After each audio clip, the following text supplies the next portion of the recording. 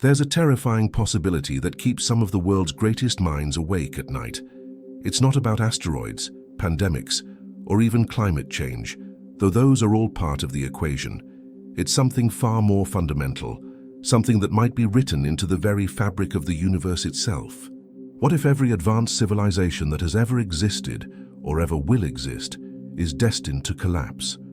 What if progress itself contains the seeds of its own destruction? Michio Kaku, the renowned theoretical physicist and futurist, has spent decades studying the trajectory of civilizations, both on Earth and potentially across the cosmos. His conclusions are as fascinating as they are disturbing. According to his analysis, there may be unavoidable bottlenecks that every advancing society must pass through, and the statistical evidence suggests that most don't make it. The question isn't just academic. Right now, humanity stands at a critical juncture. The decisions made in the next few decades could determine whether our species joins the ranks of successful spacefaring civilizations or becomes just another footnote in the cosmic story, a brief flash of consciousness that burned brightly before extinguishing itself. To understand why civilizations collapse, Kaku starts with a framework that has revolutionized how scientists think about technological development. It's called the Kardashev scale, and it was proposed by Soviet astronomer Nikolai Kardashev in 1964. The scale categorizes civilizations based on their energy consumption. A Type I UA civilization can harness all the energy available on its planet. A Type II civilization can harness all the energy of its star. A Type III civilization can harness all the energy of its galaxy. It sounds like science fiction, but the scale is grounded in physics and thermodynamics. Energy is the currency of civilization. Everything we do, from growing food to building cities to launching satellites, requires energy. As civilizations advance, their energy needs grow exponentially. The Kardashev scale simply traces that progression to its logical conclusions. Here's the unsettling part. According to Kaku's calculations, humanity currently sits at about 0.7 on the Kardashev scale, not even a full Type I civilization yet. To put that in perspective, a true Type I civilization would control earthquakes, weather patterns, and volcanoes. It would have mastered planetary engineering, able to divert hurricanes or prevent ice ages. It would have fusion power, room temperature superconductors, and could access the vast energy reserves of Earth's core. Humanity might reach Type I status within the next century or two if current trends continue. But that's a massive if, and it's precisely where Kaku's concerns become urgent. The transition from Type 0 to Type 1 represents the most dangerous period in any civilization's development. It's a cosmic filter, a test that most civilizations might fail. Why is this transition so dangerous? The answer lies in the fundamental mismatch between our technological capabilities and our wisdom to use them responsibly. Kaku often points out that humanity possesses the technology of gods but the mindset of cavemen. Nuclear weapons provide the most obvious example. Less than a century after discovering nuclear fission, humanity had accumulated enough warheads to destroy itself multiple times over. The technology advanced far faster than our collective maturity. But nuclear weapons are just one piece of a larger puzzle. Climate change represents another critical challenge. Burning fossil fuels powered the Industrial Revolution and lifted billions out of poverty. But the byproducts threaten to destabilize the very systems that support human civilization. Rising seas, failing crops, mass migrations, and resource wars could create cascading failures that no amount of technology can prevent once certain tipping points are crossed. Biotechnology adds another layer of risk. Gene editing tools like CRISPR have become so accessible that a determined individual could potentially engineer a pandemic in a garage laboratory. As these technologies become more powerful and more widespread, the probability of catastrophic misuse increases. It only takes one mistake, one malicious actor, or one unforeseen consequence to trigger a civilization-ending event. Artificial intelligence might represent the most profound challenge of all. Kaku has expressed both excitement and caution about AI development. On one hand, artificial intelligence could help solve climate change, cure diseases, and accelerate scientific discovery. On the other hand, Creating intelligence that surpasses human capability without perfect alignment with human values could be the last invention humanity ever makes. Once artificial general intelligence emerges, the timeline for addressing its risks compresses dramatically. The pattern becomes clear. Each technological advancement brings tremendous benefits, but also introduces new existential risks. The more powerful the technology, the greater the potential for catastrophic outcomes. And here's the crucial insight from Kaku's analysis. These technologies all tend to arrive within a relatively narrow window of a civilization's development, creating a perfect storm of existential threats. This helps explain the Fermi paradox, one of the most profound questions in science. The Italian physicist Enrico Fermi famously asked, "If the universe is so vast and old, where is everybody?" With hundreds of billions of galaxies, each containing hundreds of billions of stars, many with planets in the habitable zone, the universe should be teeming with intelligent life. Yet we see no evidence of it.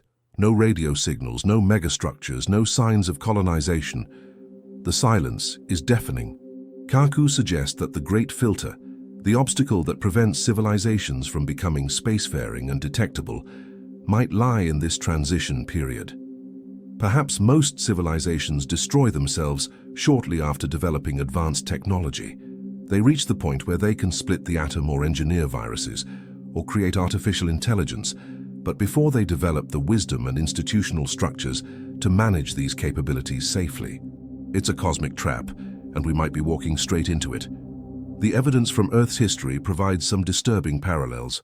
Civilizations have collapsed before, many times. The Roman Empire, the Maya, Easter Island, the Khmer Empire, each fell for different reasons, but common patterns emerge. They often collapsed when they exceeded the carrying capacity of their environment, when inequality grew too extreme, when they failed to adapt to changing conditions, or when they became too complex to manage. What makes today different is the global scale and irreversibility of potential collapse. When Rome fell, other civilizations continued elsewhere.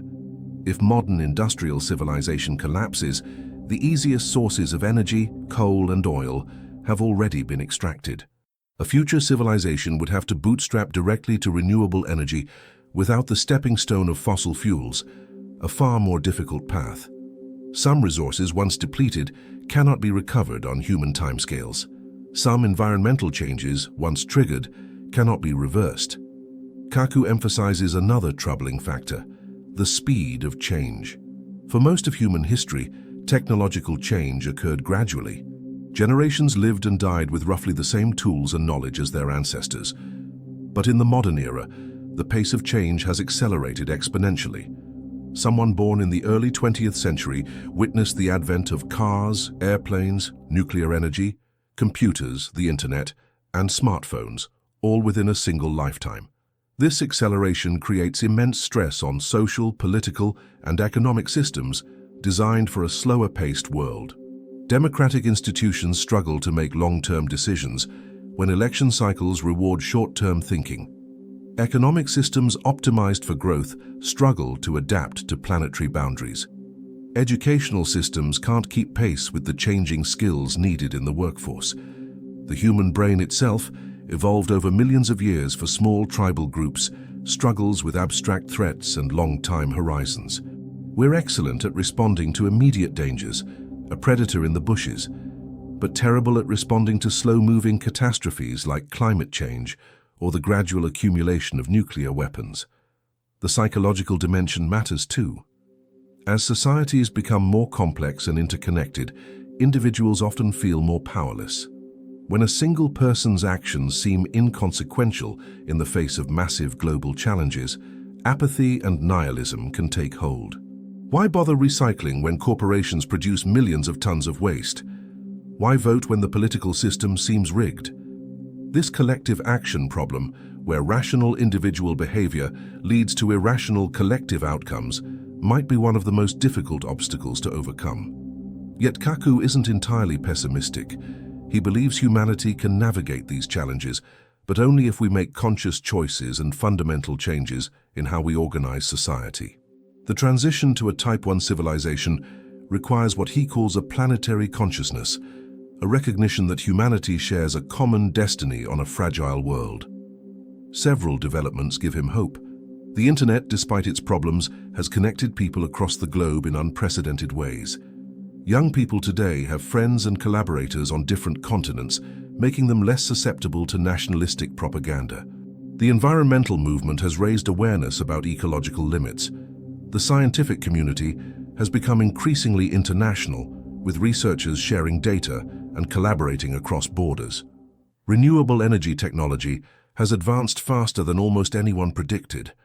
Solar and wind power have become the cheapest sources of electricity in most markets. Electric vehicles are rapidly displacing internal combustion engines. These trends, if they continue and accelerate, could help humanity avoid the worst impacts of climate change. Space exploration offers another avenue for hope. Kaku strongly advocates for becoming a multi-planetary species, not to abandon Earth, but to ensure that humanity's eggs aren't all in one basket. A civilization spread across multiple planets becomes far more resilient to any single catastrophe. An asteroid impact, supervolcano eruption, or nuclear war would be devastating, but not extinction-level events if humanity had self-sustaining colonies elsewhere. But space colonization also illustrates the challenge. Despite decades of dreams about Mars colonies, humans haven't returned to the moon since 1972. The technical challenges are immense, and the economic incentives remain unclear. If we can't even establish a permanent base on our own moon, how can we expect to colonize Mars or beyond? It's another example of how our ambitions outpace our capabilities. Kaku argues that education holds a critical key. The next generation needs to be scientifically literate, able to understand the challenges facing humanity and the potential solutions. They need to think globally while acting locally. They need the creativity to imagine new solutions and the determination to implement them despite resistance from entrenched interests. The role of government and international cooperation cannot be understated. Many of the challenges facing humanity are collective action problems that require coordinated responses. Climate change, nuclear proliferation, pandemic prevention, and AI alignment all demand levels of cooperation that transcend national boundaries. Yet nationalism appears to be resurgent in many parts of the world, and international institutions seem weaker than at any time since World War II. This presents a paradox. The technologies pushing humanity toward Type 1 status are inherently globalizing forces. The internet doesn't respect borders. Climate change affects everyone regardless of nationality. Pandemics spread across the world in days. These challenges demand global solutions, yet our political systems remain stubbornly local and national. Bridging this gap between the global nature of our problems and the local nature of our politics might be the defining challenge of the 21st century. Some thinkers have proposed radical solutions. Effective altruism encourages people to use reason and evidence to do the most good possible, often focusing on existential risks. Long-termism argues that we should consider the welfare of all future generations when making decisions today, dramatically changing our moral calculations. Transhumanism suggests that we might need to enhance human capabilities through technology to better handle the challenges ahead. But these movements also face criticisms. Effective altruism has been questioned for its utilitarian framework and potential to justify harmful actions in pursuit of greater good. Long-termism risks sacrificing present welfare for speculative future benefits. Transhumanism raises concerns about inequality, consent, and what it means to be human. Kaku tends toward pragmatic optimism. He acknowledges the risks, but believes that human ingenuity and adaptability, the same traits that got us this far, can carry us forward if properly directed. He points to past examples where humanity faced existential threats and survived. The Cuban Missile Crisis brought the world to the brink of nuclear war, yet cooler heads prevailed. The ozone layer was being destroyed by chlorofluorocarbons, yet the Montreal Protocol successfully phased them out. Problems can be solved when there's will and cooperation, but past success doesn't guarantee future survival. As Kaku notes, the challenges keep getting harder and the margin for error keeps shrinking. Nuclear weapons from the 1960s are still around, and they've been joined by climate change, biotechnology risks, and artificial intelligence concerns. Each new technology adds to the stack of existential risks without removing the previous ones. The time factor adds urgency. If Kaku's timeline is correct and humanity could reach Type 1 status within a century or two, then the next few decades are absolutely critical. The decisions made now about climate policy, AI development, genetic engineering, and dozens of other issues will echo across centuries or even millennia. Yet our political and social systems seem woefully unprepared for this responsibility. Consider artificial intelligence more closely. The technology is advancing at breathtaking speed. AI systems can now generate photorealistic images, write coherent essays, beat humans at complex games, diagnose diseases, and write computer code. Within a decade or two, we might see artificial general intelligence, systems that can match or exceed human capabilities across all cognitive domains. Shortly after that could come artificial superintelligence, systems far beyond human comprehension. The alignment problem, ensuring that these systems share human values and goals, remains unsolved. We don't fully understand how current AI systems make decisions, let alone how to instill values into systems more intelligent than ourselves. It's like asking a mouse to instill values into a human. The intelligence gap makes the task almost incomprehensible.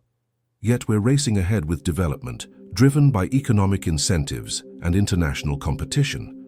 This pattern repeats across domains.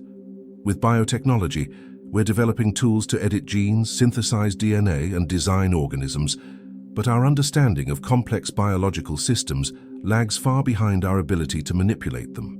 With nanotechnology, we're approaching the ability to manipulate matter at the atomic level, but the potential for grey goo scenarios or molecular weapons remains poorly understood. With quantum computing, we're building machines that could break most current encryption, potentially destabilizing global security. Kaku observes that these technologies interact in unpredictable ways. Artificial intelligence accelerates biotechnology research. Quantum computing enhances AI capabilities. Nanotechnology enables new forms of manufacturing and energy storage. The synergies compound, creating possibilities and risks that exceed the sum of their parts. So what's the verdict? Will advanced civilizations always collapse? Kaku's answer is nuanced.